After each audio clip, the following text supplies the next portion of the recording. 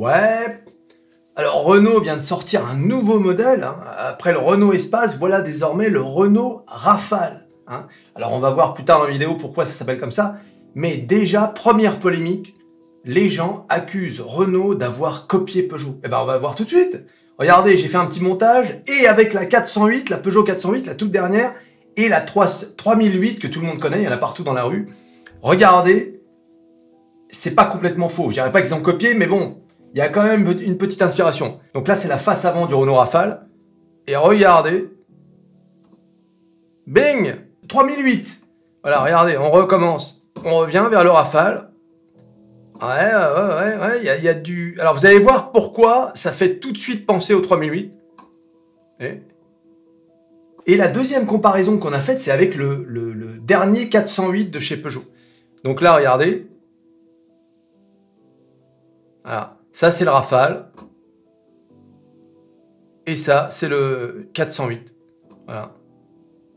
Donc, qu'est-ce qui fait que ça ressemble au 408 et surtout au 3008? Eh bien, regardez. Là, c'est le Rafale et là, c'est le 3008. Donc là, tu as cette ligne-là. Ensuite, tu as donc le bout du capot. Et puis là, ça fait comme ça, comme un retour en arc de cercle, tu vois. Eh bien, on retrouve exactement la même chose sur le 3008. La ligne, le capot et l'arc de cercle avec la grille. Ça fait exactement... Et puis alors, là, c'est pareil. Hein. Les phares effilés. Là, c'est pareil. Les phares effilés. Bon, alors bien sûr, ici, ils ont fait une sorte de losange. Alors que là, chez Peugeot, c'est plutôt un trait droit. Là, on a, pareil, hein, une forme similaire. Regardez, on la retrouve ici. Voilà. Et vous allez voir que donc le logo qui est placé juste en dessous de cette fameuse ligne, et là c'est pareil. Et bien sûr, un traitement de la grille avec des motifs, voilà, ici, et là c'est pareil, des motifs. Alors ce sont pas les mêmes, bien évidemment, ils sont pas fous les mecs. Voilà. Mais bon, et donc du coup, ça instantanément, moi la première fois que j'ai vu le Renault Rafale, attention, hein, il est très bien ce véhicule, on va le voir plus en détail, mais le truc qui m'a sauté aux yeux tout de suite, c'est mais attends, on dirait une grille de chez Peugeot. Voilà. Et comme on en voit partout, ça saute aux yeux tout de suite, quoi. Et vous allez voir en quoi c'est un changement chez Renault. Parce qu'on va comparer avec le Renault Espace qui vient de sortir. Hein, j'ai fait une vidéo dessus, le Renault Espace. Hein. J'ai dit que c'était une honte, tellement c'est pas du tout un espace. Mais regardez le Renault Espace qui vient de sortir et regardez le Renault Rafale. Vous voyez bien que c'était pas du tout le langage esthétique de Renault. Là, avant, vous aviez la ligne qui était interrompue par le logo, vous voyez. Le logo, il passait au-dessus de la ligne. D'accord? Alors que là, vous avez la ligne et le logo est juste en dessous. Il est même recouvert, légèrement couvert. C'est-à-dire de profil, ça fait ça, regarde. Ça fait ça. Tu as le bout du capot et la grille, elle est légèrement couverte par le capot. Alors que là, tu as le capot et tu as le logo qui vient par-dessus presque. Enfin, il y a une encoche, quoi. Et regarde, voilà, donc ça, c'est le Renault Espace.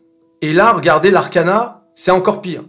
La grille, elle est toute petite, et le logo, il passe par-dessus, il y a même un truc qui entoure le logo, donc ça n'a vraiment rien à voir. Et là, tout à coup, bing, tu tombes là-dessus, tu dis « Ah, mais attends, mais je connais ça !» Et oui, on connaît parce que c'est le 3008. Alors, le 408, c'est un peu différent, puisque la ligne, elle traverse pas complètement, elle suit la courbe, là, vous voyez. Mais bon, c'est un peu le même principe. Deuxième point similaire, vous avez vu, là, il y a deux phares. Voilà, c'est divisé en deux. Là, avant, le Renault Espace, qui vient de sortir, c'est divisé en trois. Et là, bing, c'est divisé en deux. Tout comme le 408. Alors bon, tout ça, ce sont des détails. Hein. Mais bon, si ça nous saute aux yeux comme ça, c'est pas pour rien. C'est parce que, bing, on s'est dit, oulala. Et tout le monde a fait cette remarque, et c'est vrai. Alors après, sur le profil, vous avez là le bas de porte qui est vachement nervuré, tu vois, et qui n'est pas sans rappeler non plus le bas de porte de la 408. Vous voyez? Bon, alors après, effectivement, tu vois, c'est un peu comme le Lamborghini Urus, là, avec un bas de caisse très travaillé. Bon, ben après, il y a des gens qui ont dit que ça ressemble au Lamborghini Urus de l'arrière. Oui, bon, pas tant que ça non plus, hein, regardez, le Lamborghini Urus, quand même, a un design bien à lui. Tu vois, il y a une grande ligne droite, là, et ensuite, ça se termine comme ça, avec un gros derrière. Ici, sur le Rafale, on peut pas dire que ce soit la même chose. Voilà. Il est beau, hein, le Rafale, il est pas mal. Moi, j'aime bien, mais c'est vrai que, waouh, ça... Le truc sur Peugeot, là, ça a été un choc, quand même. Hein. Voilà. Bah, surtout quand tu viens de là. Et surtout, ce qui est incroyable, c'est que le Renault Espace vient de sortir, et ils te sortent ça. Ah oui, je précise que le Renault Rafale ne sera disponible que l'année prochaine, dans 1 an. Et, c'est pas un concept car. C'est vraiment... le truc, il est fini, quoi. Le tableau de bord est terminé, on est en version finale. On n'imagine pas que le truc va sortir différemment de ça, ou alors quelques petits détails qui vont changer. Donc voilà, dans 1 an, il sort. Enfin, c'est pas normal, quoi. Faites comme Apple, les gars.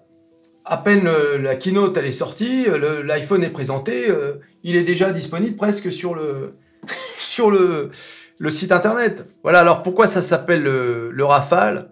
En fait, c'est en référence à cet avion, qui était un avion Renault et qui s'appelait le Rafale à l'époque. Tu vois? Alors, ce qui m'énerve, c'est qu'ils appellent ça donc Rafale pour faire genre une référence historique. Hein. Ça, c'est encore les superbes idées du marketing de Renault. Et mais en fait, il n'y a aucun design, aucun élément de design qui rappelle l'avion. Tu vois, par exemple, là, on voit que le pare-brise, enfin le pare-brise, le truc du cockpit, là, il est presque à la verticale. Eh bien, on aurait pu imaginer un petit... sur le design du Rafale, on aurait pu imaginer un pare-brise qui soit un peu plus vertical. Alors vous allez me dire, oui, mais c'est pas trop aérodynamique. Et regardez, là, on voit bien que le pare-brise est droit. Là. Il est droit. Donc on aurait pu imaginer, ah bah là, pour le coup, comme le russe, tu sais, un truc qui soit un peu plus droit, tu vois, et avec un pare-brise plus vertical. Alors encore une fois, question aérodynamisme, c'est pas terrible. Tu vois, on aurait pu avoir un truc comme ça, tu vois. Peut-être même avec un nez qui rappelle l'hélice, là. Tu vois. Ça aurait pu être sympa. Un peu comme le Citroën... Ah, j'ai oublié le nom, là, de ce truc-là. Comment ça s'appelle, ce machin, là Oli, le Oli Concept. Vous avez vu, là, le pare-brise? Il est vertical. Voilà. J'aime bien ce concept-là. C'est une voiture électrique. Hein. Donc, voilà. Alors, sans pour autant l'avoir aussi vertical, mais un truc qui aurait pu être original. Non, non. Ils se sont pas emmerdés. Ils ont fait... En fait, le nom, c'est du marketing. C'est comme l'espace avec le Renault Espace qui vient de sortir. Ça n'a rien à voir avec l'avion. Rien à voir. C'est juste histoire de trouver un mot pour dire on a fait des avions, peu importe. Mais tu vois, c'est dommage quand même qu'ils aient pas essayé de trouver un truc. Et alors, je sais pas si vous avez remarqué, ils nous refont le coup. Hein, regardez ma vidéo sur l'Alpine A290. Ils nous refont le coup de l'esprit Alpine. Regardez, il est là le logo là. Le logo Esprit Alpine. C'est pas possible. Ils remettent ça. Ça y est, de retour. C'est vraiment, mais... Hein, regarde, il est là. On se dit, mais c'est pas possible. Donc, imagine, cette voiture a 2 références historiques. Le Rafale, l'avion, et l'Esprit Alpine. Donc, il y a le Rafale, l'Esprit Alpine, et pourquoi pas non plus, je sais pas moi, Gordini sur les pneus, Williams, tu sais, en référence à la Williams Renault, tu sais, la Formule 1. C'est le marketing encore qui fait n'importe quoi, Moi, j'ai pas envie d'avoir le logo Esprit Alpine sur une voiture qui est une Renault. Ils sont en train de saccager la marque Alpine.